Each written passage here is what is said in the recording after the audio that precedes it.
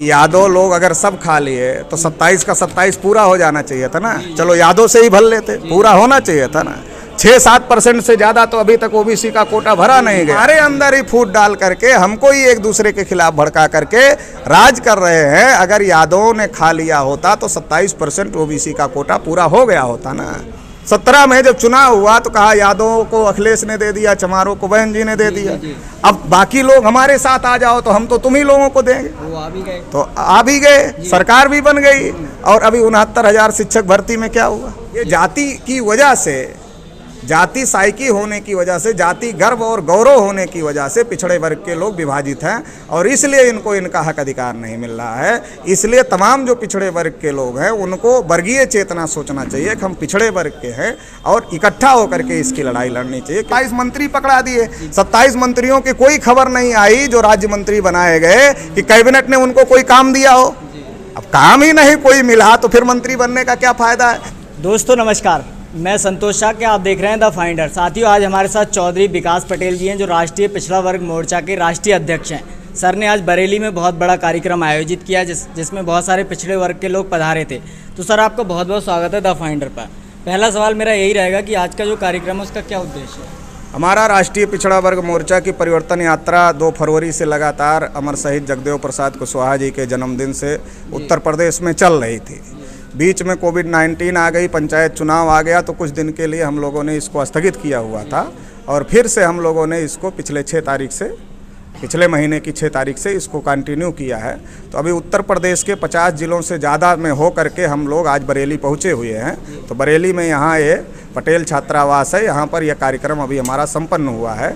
इसके पीछे का जो मकसद है वो मकसद ये है कि देश में आज़ादी के 74 साल से जानवरों की गिनती हुई, कुत्तों की गिनती हुई, हिजड़ों की गिनती हुई, मगर पिछड़ों की गिनती नहीं। पिछड़ों की संख्या देश में 52% है, 1931 की जनगणना का आंकड़ा है, मगर आज तक पिछड़ों को उनकी संख्या के अनुपात में देश के तमाम संस्थानों में जो हिस्सा मिलना चाहिए था वो नहीं मिला।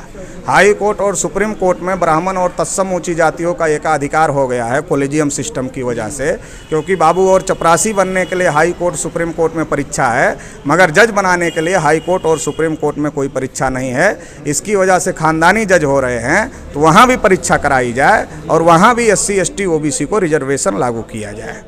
सर जो अभी 22 में चुनाव होने वाला है उसमें बहुत सारी विपक्षी पार्टियां भी, जो पिछड़ों की पार्टियां भी, लेकिन आप देख रहे हैं वो पिछड़ों के मुद्दे तो उठाती ही नहीं है।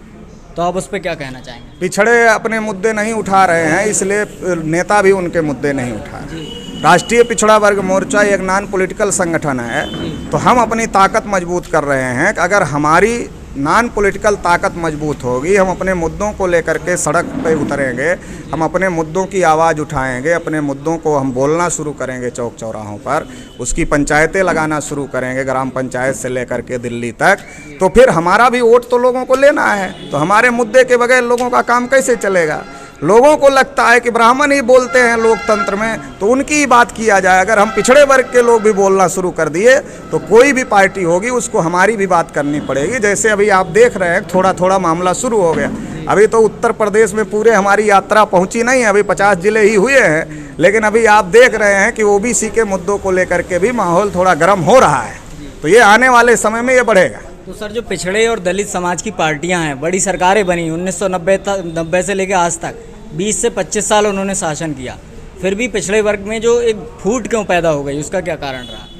पिछड़े वर्ग में फूट पैदा होने का कारण ये है कि ब्राह्मणों ने इस देश में 6000 से ज़्यादा जातियाँ बनाई, तो पिछड़े वर्ग में भी 3000 से ज़्यादा जातियाँ हैं। तो हर जाति की एक साइकी बनाई गई, उसी की जाति बड़ी है, उसी की जाति श्रेष्ठ है। एक साइकी ये भी बनाई गई ब्राह्मणों के द्वारा कि हर जाति को, अपनी ही जाति को आगे लेके जाना है। तो ये जो जाति साइकी है इसकी वजह से पिछड़ा वर्ग विभाजित है। अगर जाति साइकी को पिछड़ा वर्ग छोड़ दे, जो जाति मनोविज्ञान है उसको पिछड़ा वर्ग छोड़ दे, और संविधान ने जो पिछड़े वर्ग की सूची बनाई उसमें जितने पिछड़े वर्ग के लोग हैं अगर वो अपने को पिछड़ा वर्ग माने तो उससे फिर पिछड़े वर्ग की ताकत 60% हो जाएगी, फिर पिछड़ा वर्ग अपनी लड़ाई लड़ सकता है। ये जाति की वजह से, जाति साइकी होने की वजह से, जाति गर्व और गौरव होने की वजह से पिछड़े वर्ग के लोग विभाजित हैं और इसलिए इनको इनका हक अधिकार नहीं मिल रहा है। इसलिए तमाम जो पिछड़े वर्ग के लोग हैं उनको वर्गीय चेतना सोचना चाहिए कि हम पिछड़े वर्ग के हैं और इकट्ठा होकर के इसकी लड़ाई लड़नी चाहिए, क्योंकि कोई भी जाति 60% नहीं।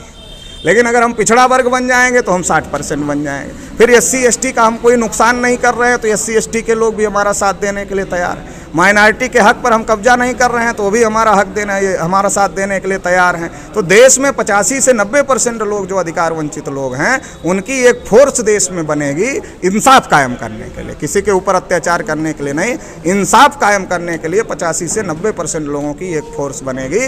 तो जिसकी जितनी संख्या भारी उसकी उतनी हिस्सेदारी ये देश में लागू करने की ज़रूरत है, ये इंसाफ है। तो सर बीजेपी ने जैसा एक नैरेटिव बनाया हुआ है कि जो गैर यादव OBC है वो सपा के साथ नहीं जा रहा है, तो उसने एक जो नैरेटिव बनाया हुआ है या दलित का जो गैर जाटव दलित का नैरेटिव बनाया है उसे आप कैसे तोड़ेंगे?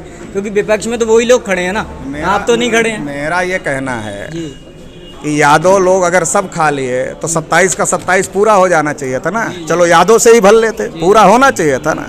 6-7% से ज़्यादा तो अभी तक OBC का कोटा भरा नहीं गया, तो यादव कहाँ से सब खा लिए? तो ये जो नैरेटिव बनाया जा रहा है ये गलत बनाया जा रहा है। ये कभी मुसलमानों के बारे में बनाया जाता है, कभी यादवों के बारे में बनाया जाता है, कभी पटेलों के बारे में बनाया जाता है, कभी कुशवाहा के बारे में बनाया जाता है, कभी जाटों के बारे में बनाया जाता है। ये नैरेटिव बनाने वाले वो लोग हैं कि एक बिरादरी के खिलाफ भड़काकर दूसरे बिरादरी का समर्थन ले लें। ये खतरनाक लोग हैं जो 3.5% लोग हैं, ऐसे थोड़े ही 74 साल से राज कर रहे हैं। ये हमारे अंदर ही फूट डाल करके हमको ही एक दूसरे के खिलाफ भड़का करके राज कर रहे हैं। अगर यादवों ने खा लिया होता तो 27% OBC का कोटा पूरा हो गया होता ना।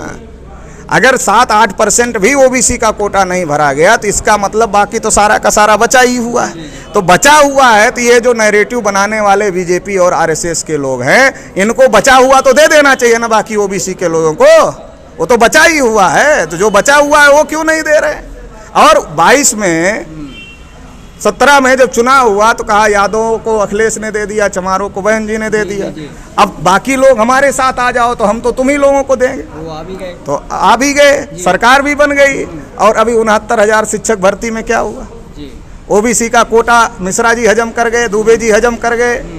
अभी बांदा यूनिवर्सिटी में, कृषि यूनिवर्सिटी में 15 में से 11 ठाकुर हो गए। गोरखपुर यूनिवर्सिटी में 70% भर दिए गए। तो जो कहा था कि अब भाई हमारी सरकार आएगी तो यादव को नहीं मिलेगा और चमार को नहीं मिलेगा, बाकी लोगों को तो मिल कहाँ रहा है। दूसरी बात, जब निजीकरण हो रहा है, नौकरियां ही नहीं है तो कहाँ से मिलेगा? उत्तर प्रदेश ही देख लो, हर ऑफिस में एक बाबू 10 बाबू का काम कर रहा है, एक चपरासी 10 चपरासी का काम कर रहा है। वैकेंसीज है, वैकेंसीज भरी नहीं जा रही है। जब वैकेंसीज भरी नहीं जा रही है तो रिजर्वेशन कहाँ से लागू होगा? तो ये तो रिजर्वेशन के विरोधी लोग हैं, ये कहाँ से रिजर्वेशन आपको दे देंगे? ये तो आपको अधिकार ना मिले इसके लिए दिन रात काम करने वाले लोग हैं, ये आपको अधिकार देने वाले नहीं है। ये बात अब पिछड़े वर्ग के लोगों को भी समझ में आ रही है। ये तो झुंझुना देते हैं, अधिकार नहीं देते। जैसे मंदिर का झुंझुना दिया था 90-92 में, तो ये झुंझुना देते हैं, अधिकार नहीं देते। आज 27 मंत्री पकड़ा दिए, 27 मंत्रियों की कोई खबर नहीं आई जो राज्य मंत्री बनाए गए कि कैबिनेट ने उनको कोई काम दिया हो। अब काम ही नहीं कोई मिला तो फिर मंत्री बनने का क्या फायदा है? पोजीशन दी जा रही, पावर नहीं दी जा रही। तो सर विकल्प क्या? जैसे 69,000 भर्ती हो गई, नीट परीक्षा हो गई, OBC की जनगणना के मुद्दे, कोई भी मुद्दे जो विपक्ष है वो तो उठाता ही नहीं है। जैसे आप विपक्ष तो वही है, आप तो विपक्ष नहीं है, तो वो तो वहीं फिर भी इकट्ठे रहेंगे। हम संसद में विपक्ष नहीं है लेकिन सड़क पे विपक्ष है। तो संसद एक संसद का विपक्ष है, एक सड़क का विपक्ष है। हम संसद में विपक्ष नहीं है मगर सड़क पर हम ही विपक्ष है। अभी नीट को लेकर के पूरे देश भर में आंदोलन राष्ट्रीय पिछड़ा वर्ग मोर्चा ने किया है और हमारे आंदोलन की वजह से नरेंद्र मोदी जी को झुकना पड़ा और फिर नौटंकी करनी पड़ी, सारे मंत्रियों को बुलाना पड़ा, ज्ञापन लिया और ज्ञापन लेके लागू कर दिया। अगर इतना ही करना था, धर्मेंद्र प्रधान तो खुद ही OBC थे, नोटिफिकेशन जारी करते समय ही OBC को दे दिए होते। तो ये हम सड़क पे विपक्ष हैं और सड़क पे अगर विपक्ष होगा तो संसद सूनी नहीं रहेगी। सड़क पे OBC के लोगों को अपनी लड़ाई लड़ने की ज़रूरत है, अपना मजबूत संगठन खड़ा करने की ज़रूरत है। लोकतंत्र में गोली नहीं चलती है, बोली चलती है। अगर हमारा वोट ज़्यादा है और हमने सड़क पर यह तय किया, हमने घरों में यह तय किया, हमने गांव में चौपाल लगा कर यह तय किया कि इस बार वोट उसी को देंगे जो हमारे मुद्दे की बात करे, तो कौन सी पार्टी आपके मुद्दे की बात नहीं करेगी? करेगी। लेकिन जब समाज हमारा जागृत होगा तब ना, तो वो जागृत करने का काम हम कर रहे हैं। सर समाज तो और जब जागृत होगा, संगठित होगा, तो विपक्ष भी, जो संसद का विपक्ष है, वो अपने आप बन जाएगा। समाज तो जागृत था तभी मुलायम सिंह जी की सरकार बनी या वहाँ पर आरजेडी बनी, लेकिन आज जो ये विपक्ष है 22 में आप किसे चुनाव देने वोट देने को कहेंगे? जिन लोगों की सरकारें बनी उन्होंने दूसरे लोगों को संगठित करने के लिए कोई काम किया ऐसा आपको दिखाई देता है? नहीं किया तो इसलिए ये दुर्गति आई ना। तो नहीं किया इसलिए ये दुर्गति आई। इसलिए इसको करने की जरूरत है, लोगों को जागृत करने की और संगठित करने की जरूरत है। तो सर 22 में आप किसे वोट देने को कहेंगे? हम 22 में हम तो नॉन पॉलिटिकल लोग हैं। हमारा ये कहना है कि जो हमारे मुद्दे की लड़ाई लड़े उसको ही हमारा समर्थन होना चाहिए, जाति धर्म क्षेत्र से ऊपर उठकर। तो किसे कहेंगे आप? जो हमारे मुद्दे की लड़ाई, समाजवादी या बहुजनवादी? जो हमारे मुद्दे की लड़ाई लड़े। अभी तो कोई लड़ते दिख नहीं रहे हैं, अभी तो परशुराम की मूर्ति ही लगा रहे हैं। तो अगर हमारे मुद्दे की लड़ाई भविष्य में कोई लड़ता हुआ दिखेगा तो फिर विचार किया जाएगा। सर एक और मुद्दा है, जैसे पिछड़ा वर्ग है, उसमें अति पिछड़ा वर्ग भी है, तो उसमें बंटवारे की बात चलती है, तो उसमें आपका क्या कहना है? मेरा ये कहना है कि बीजेपी के लोगों ने कहा था कि हम करेंगे जी, और इसके नाम पर उन्होंने अति पिछड़ों का वोट भी लिया था, तो कर क्यों नहीं रहे हैं? सेंट्रल में भी उनकी गवर्नमेंट है, स्टेट में भी उनकी गवर्नमेंट है, तो कर क्यों नहीं रहे? तो आप पिछड़े वर्ग के अंदर जो तमाम प्रकार की कैटेगरी है, जैसे एक किसान जातियों की कैटेगरी है, एक फिर उसके बाद कर्मकार जातियां हैं जो कुछ ना कुछ छोटी मोटी चीज़ें बनाती हैं, उनकी एक कैटेगरी है, फिर एक मछुआ समुदाय की जातियां हैं, उनकी एक कैटेगरी है, फिर एक नॉन नेटिव ट्राइब की जातियां हैं, उनकी एक कैटेगरी है, फिर अलग अलग माइनॉरिटी जैसे मुस्लिम और सिख हैं, इनकी एक कैटेगरी है। तो हमारा ये कहना है कि सबके साथ न्याय होना चाहिए, हम किसी का हिस्सा खाना नहीं चाहते। और जो ये आरोप लग रहा है ये भी गलत है, ये केवल वोट के लिए इस्तेमाल करने के लिए आरोप लग रहा है। तो किसी का हिस्सा कोई ना खाए, इसका फार्मूला ये है कि जो ओबीसी है, संपूर्ण जो ओबीसी है वो ओबीसी रहना चाहिए, उसमें बंटवारा नहीं होना चाहिए। लेकिन तमाम राज्यों में एक फार्मूला लाया गया कि वो ओबीसी के अंदर ही कुछ जातियों को ए कैटेगरी में रखा गया, कुछ को बी कैटेगरी में रखा गया, कुछ को सी कैटेगरी में रखा गया, कुछ को डी कैटेगरी में रखा गया। तो इससे क्या होगा? इससे जो हमारी आपसी लड़ाई है, ये आपसी लड़ाई खत्म हो जाएगी। टोटल हम 60% रहेंगे भी, टोटल हम ओबीसी रहेंगे और हमारी आपसी लड़ाई भी खत्म हो जाएगी। और सबकी गिनती करो, जिसकी जितनी संख्या है उसको उतना हिस्सा दे दो। तुम ये बात तो कर रहे हो कि दूसरे लोगों को नहीं मिल रहा, मगर तुम ये बात नहीं कर रहे हो कि ओबीसी 52 है तो 52 देना चाहिए उसको। ये भी बात तो करना चाहिए ना बीजेपी वालों को, ये भी बात तो कर नहीं रहे। दूसरा, सेंटर और स्टेट में उनकी सरकार है तो किसने रोका? ना तो मोस्ट बैकवर्डों को ना दो, ये किसने रोका? किसी ने नहीं रोका। मैं तो खुद ही राष्ट्रीय पिछड़ा वर्ग मोर्चा का अध्यक्ष हूँ, मैं तो खुद कह रहा हूँ देना चाहिए, और जैसा मैं कह रहा हूँ वैसा देना चाहिए। ओबीसी पूरा ओबीसी रहेगा, उसमें अगर 2-3 कैटेगरी एबीसी बनाना है तो बनाया जा सकता है। हम आपस में लड़ाई नहीं लड़ेंगे, हमको जितना जिसके साथ जिसका हिस्सा है उतना उसको मिलना चाहिए। सर एक और मुद्दा है, जैसे जो माइनॉरिटी कम्युनिटी, खासकर मुस्लिम को ही माइनॉरिटी समझा जाता है, तो उसके अंदर एक मूवमेंट चल रहा है पसमानदा मूवमेंट। वो लोग कहते हैं कि वहाँ पे भी जुलाहा है, धोबी है, वो दलित है, तो उसे दलित में कैटेगराइज किया जाना चाहिए, और उनके साथ भी जातिगत भेदभाव होता है, छुआछूत होता है मुस्लिम के अंदर भी। तो उस पर आपका क्या कहना है? इस्लाम के अंदर छुआछूत तो नहीं है। ये जो मुसलमानों में छुआछूत के मामले कुछ हो सकते हैं वो ब्राह्मणवाद का प्रभाव है, वो ब्राह्मणवाद का प्रभाव। दूसरा, हमारा जो फार्मूला है, जिसकी जितनी संख्या भारी उसकी उतनी हिस्सेदारी, अगर इसको एक बार देश में लागू कर दिया जाए तो ये सारी लड़ाई ही खत्म हो जाएगी। तो ये लागू करने की जरूरत है। जो पसमानदा है, जो अगड़ा है, जो पिछड़ा है, हम तो कह रहे ब्राह्मण 3.5% है ना, उसको भी दे दो, काहे के लिए झगड़ा है? एक बार 100% लागू कर दो। जिसकी जितनी आबादी है उसको उतना हिस्सा 100% लागू कर दो, सबको सबका अधिकार मिल जाएगा, फिर समस्या ही नहीं रहेगी। अभी संसद में एक बहस चल रही है कि जो जातिगत जनगणना है उसका राज्य को अधिकार दिया जा रहा है, जो शायद आज विधेयक पारित होगा, तो इस पे क्या? जो सेंसस एक्ट है वो तो सेंट्रल गवर्नमेंट का है ना, तो वो राज्य सरकार के पास वो अधिकार नहीं है। वो सेंट्रल गवर्नमेंट ही जाति आधारित जनगणना कराने के लिए, पूरे देश की जनगणना होती है, उसके आंकड़े सरकार के पास इकट्ठा होते हैं, तो वो अधिकार सेंट्रल के पास में है और सेंट्रल गवर्नमेंट को वो करना चाहिए। दूसरा, जो स्टेटों को अभी ओबीसी में शामिल करने का ये अधिकार कल बिल पास करके दिया, ओबीसी में कौन सी जाति को शामिल करना है, कौन सी को नहीं शामिल करना, ये अधिकार स्टेटों को दिया। ये अधिकार पहले भी स्टेटों के पास में था, बाद में इसको सेंट्रल गवर्नमेंट ने ले लिया था। तो अभी सेंट्रल गवर्नमेंट को डर लग रहा है कि हर स्टेट में तो अलग अलग जाति के लोग अपने को ओबीसी में जाने की मांग कर रहे हैं।